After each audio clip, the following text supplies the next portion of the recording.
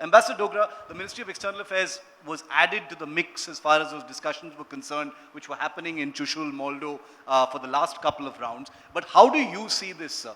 This was a lot of posturing that happened on both sides. It was an incredibly tense situation. Only General Bikram Singh will be able to tell us how tense, given that troops were just a few hundred meters away from each other. And even at that time, these talks were going on. The freeze came over Ladakh, but finally this breakthrough was somehow managed. How do you read it? How difficult must it have been to come to that solution? And it's not yet a solution, but tentative solution. You know, you use the word small steps twice. The defense minister has also used that. Then you use the word posturing. Now, posturing has had a tremendous effect. Whether we have a long-term strategy, that is the issue. But before I come to that, one thought which came to me as I was coming in from Delhi was that I should be prepared to answer Shiv's questions on aggression of China. This was the topic yesterday. Yeah. This was continuing almost all through the evening on channels and so on. Suddenly, in one day, and this is a tremendous example of how one day can make a tremendous difference in diplomacy. From aggression of China, we are now talking about hope for peace. Now, which one is correct? Can Chinese turn around overnight and become doves from being eagles?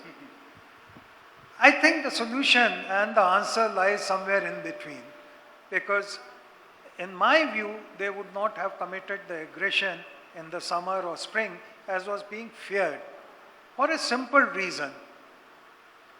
As the general mentioned, our boys looked in their eyes and did not blink.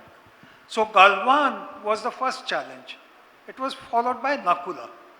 Chinese had been used to getting their way, not just in Arunachal, as you reveal later, but also in South China Sea. Whichever island they wanted to, they went down there and grabbed it. So no one in the world, including America, if you read strategic documents from American strategic experts, they have gone to the extent of saying that in case a war breaks out between America and China, China would win.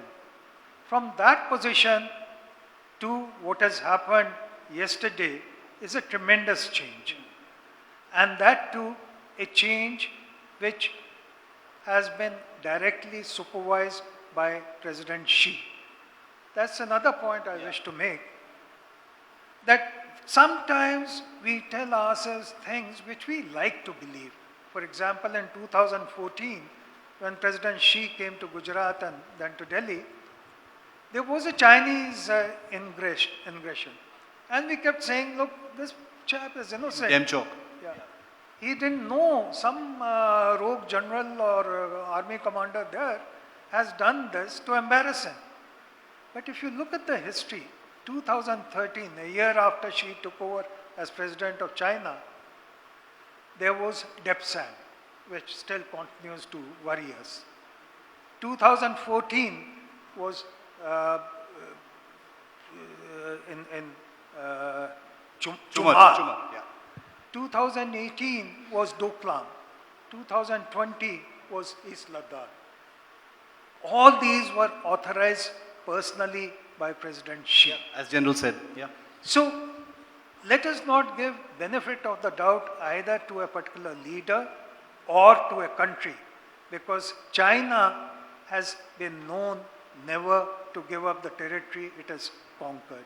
Yeah. And President Xi's mission, openly stated mission, is to take back all the territories that China has historically claimed.